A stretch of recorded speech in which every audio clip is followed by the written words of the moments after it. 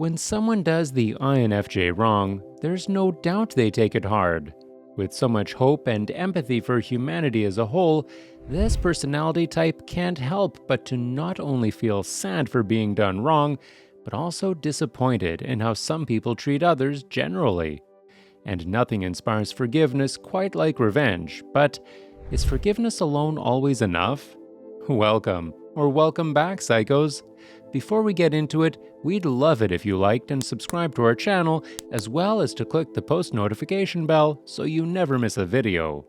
Alright, let's get right into all the different ways the INFJ seeks revenge, starting with number 1.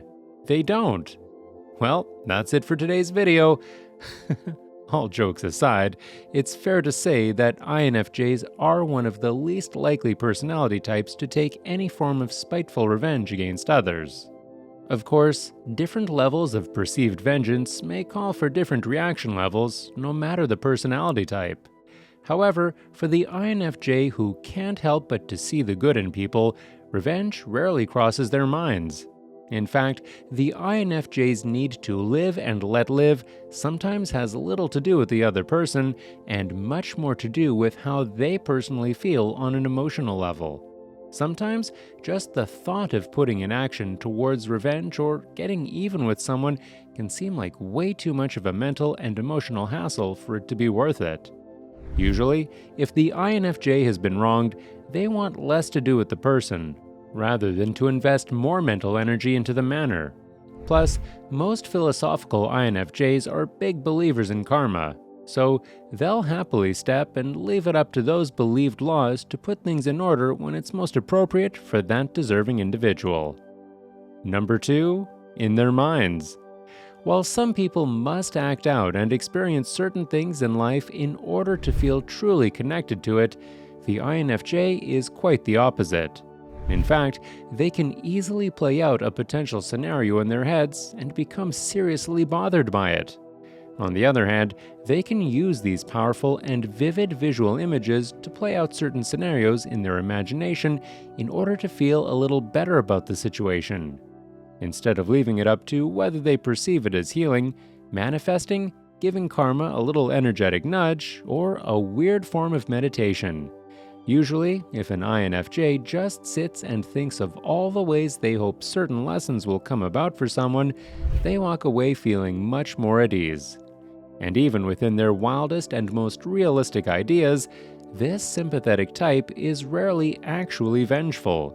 However, that's not to say that on the extremely rare occasions, these visions are just too foolproof to not execute in reality. And that brings us to our next point. Number 3, they weigh up the pros and cons. Now, if you're an INFJ yourself, you know sometimes karma just won't cut it. Sometimes empathy, understanding, and patience isn't enough to manage the constant racing thoughts of a particular person or situation. And usually, this kind of still very hesitant retaliation only comes about when they've been seriously wronged, but most often when someone they love has been wronged. In fact, it doesn't always have to be by one individual person that has done the wrongdoing, but even a workplace, group of people, or business. No matter the scenario, in these rare instances where the INFJ is pushed beyond their mental composure, they can certainly begin questioning whether or not revenge is needed. At this point, not only have they played it out in their minds, but they've probably found a route of harmless vengeance. A plan that is needed not only for their own satisfaction, but one that will truly allow that person to learn their lesson.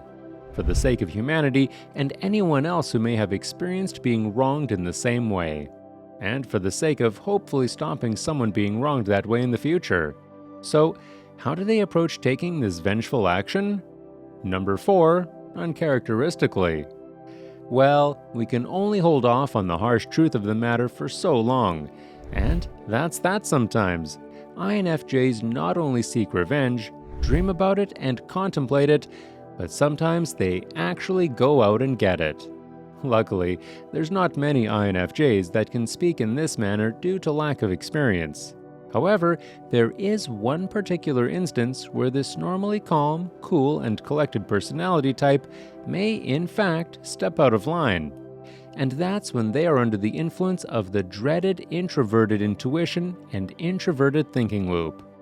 Usually triggered by prolonged stress, overstimulation, overworking, overcommitting, and ultimately burnout, the INFJ can get stuck in a toxic loop of their introverted functions. When the INFJ is so subconsciously focused on their inner functions, they have no space to utilize their extroverted ones. Unfortunately, the INFJ's extroverted feeling and sensing functions are the ones that ground this rather up-in-the-clouds type. These are the functions that allow the INFJ to truly understand the emotions of others and the world around them as a whole, which has a lot to do with their strong empathetic traits. However, when these aren't available, the INFJ gets stuck in their own thoughts like never before. This is where they can convince themselves that maybe revenge is the best option. Yet, even then, their high morals won't allow them to take it very far.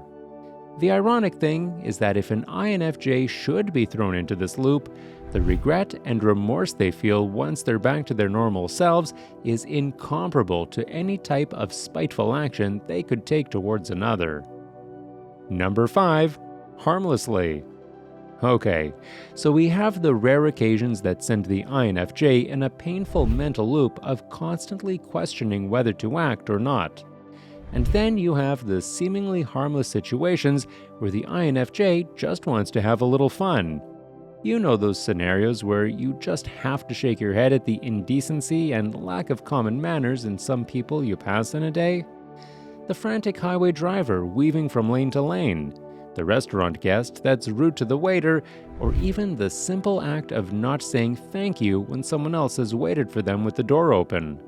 Well, unfortunately, for the rather observant INFJ, witnessing humanity from the sidelines can feel like one disappointment after another some days. And on these days, sometimes it just takes a little poking fun to get the INFJ out of their funk.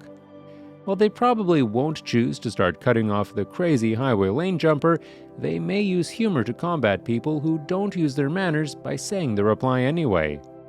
With the least amount of snark possible, and often acting oblivious to the situation, an INFJ may say, "You're so very welcome," or "My pleasure," as a response to the non-existent appreciation.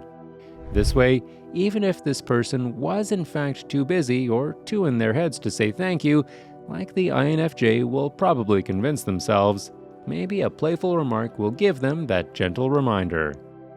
And then we have our last point. Number 6. Misinterpreted revenge. The most ironic aspect of the entire INFJ revenge concept is the fact that they seem most spiteful when they truly don't mean to be. Let's elaborate. So, if you're an INFJ yourself, you'll know the level of contemplation and strength it takes to set even the simplest of boundaries around your time, energy, empathy, and need for solitude.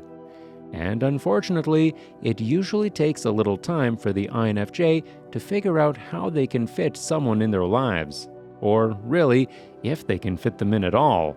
In other words, in the perspective of others, it can look like the INFJ makes these decisions a little late in the game. The worst part of it all is that the people that don't understand the INFJ's need for these boundaries are the ones this type should be staying far away from anyway. So, while it's difficult for this empathetic type to communicate these needs, it also serves as a test to see whether or not the individual will accept this part of them.